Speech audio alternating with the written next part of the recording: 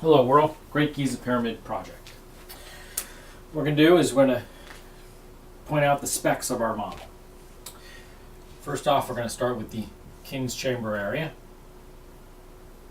And within the King's Chamber, what we're going to do is we're going to bring the gas into the room in the same fashion they did. Through the floor, a flashback arrestor. A pit in the back, well I say back, but it's actually, yeah, it would be back. Would be the northwest corner. And the way it's going to work is the gas is we're going to pipe it down the back as if it's coming from the relieving chambers, just like they did. And when it comes down into there, it's going to come into an area that will be like so. The gas will come down, bubble through the pool, and then through there, and then if we rotate this, it would have another lip that comes across the whole thing, so that the gas would bubble through and back out. A double bubble chamber. This is, and then through water and up through the floor level of the chamber. Now, over on the south side, if we can get it to do it with static electricity by using a Van de Graaff generator and piping it into there, that would be great. But we're going to do the same exact design where the opening there, as it sits, is shaped in such a way that it is inset from the wall with a point that protrudes out further than the wall, with the opening right there. So this is the opening that the inlet would be the oxygen, air actually, we're going to use ambient air, would be coming through. The air is going to have oxygen, nitrogen, the whole 9 yards. And it's going to burn, and it is going to be the source of our water that basically runs down the entire system. Now from here, we're going to go over, we got we'll fill in the blanks of this particular antechamber at a later time, but we're going to bring it over and down our grand gallery. Yay! We're going to have a funnel there. Now what we're going to do is, where the boss mark is currently, we're going to put a retaining wall. This will allow the water created from here to fill this entire area, because we really need it to fill it.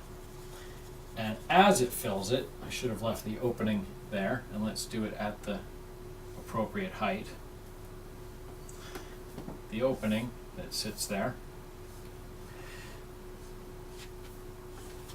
As the water level goes up, it's going to choke off the intake.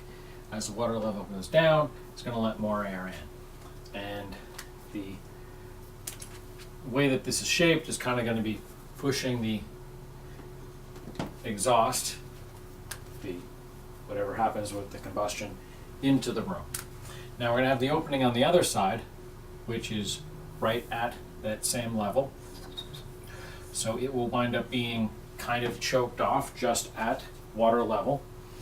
And as it goes into here further, we're going to raise the back of that up about another inch and allow for condensation in that area. And we'll put a lip, and then it goes up just like the real one does to the surface, but does not breach the surface.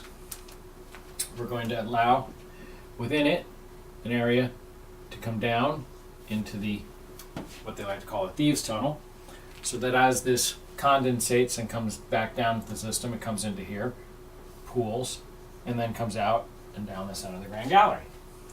We're going to do the same grand gallery the same way, so the side of it is shaped like thus, so that the condensation, which will be occurring, is going to come down, drip and fall, down, drip and fall, down, drip and fall, just like it would have in the real structure. Now, we are going to simulate up here like a Van de Graaff generator and see if we can actually get that to short to ground. This is going to be our goal. I don't think it's unachievable, and if so, it will document how they were shorting the static electricity on the outside of the structure. Well, we're to somewhere, just short it to somewhere. And we're going to repeat the same steps.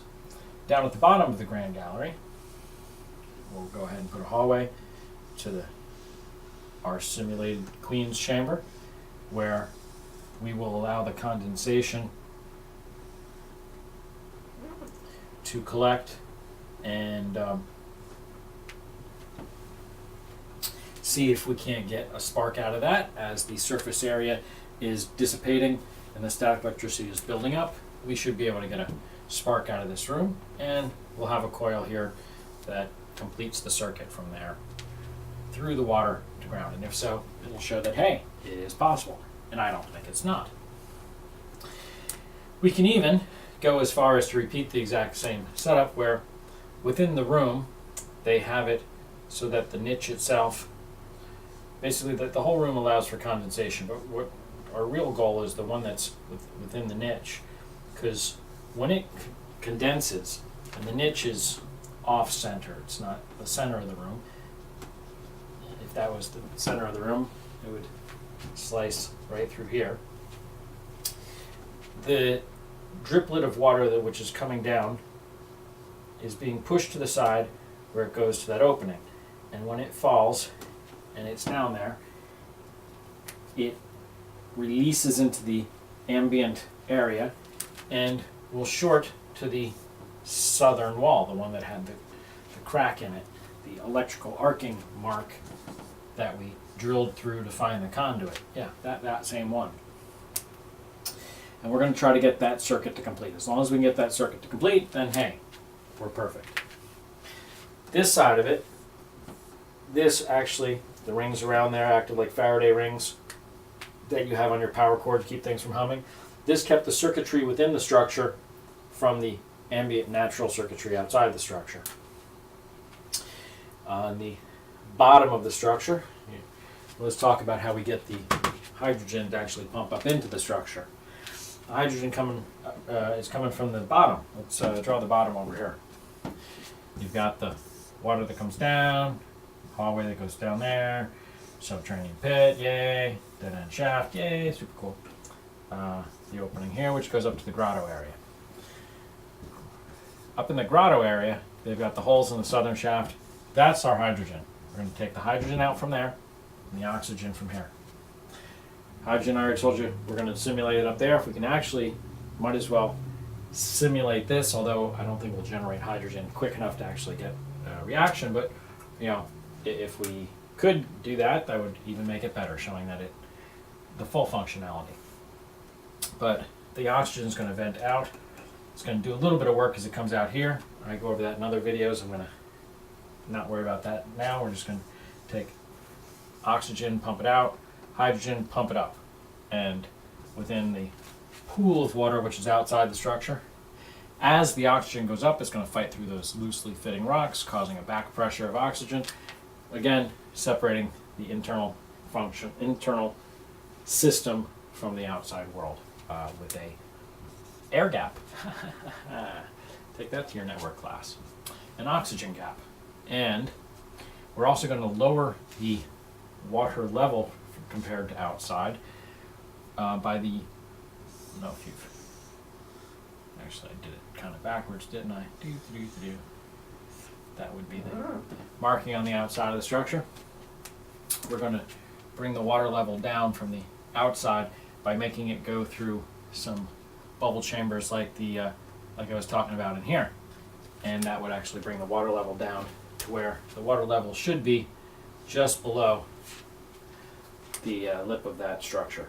And that will create the pool of water within the Queen's chamber to be isolated, so as all those drips are going into there, eventually the surface of that pool of water will get to its maximum capacity, and that's when we should start seeing some sparks. So that's our model. I'll be happy to answer questions. This gets a little bit more complicated because I actually think they're working with a couple of different liquids, not just water. I think when we get into it, there'll be different variations of water, maybe thicknesses or pressures or something. So there is a little step thing that goes down to the vent that goes down to the grotto.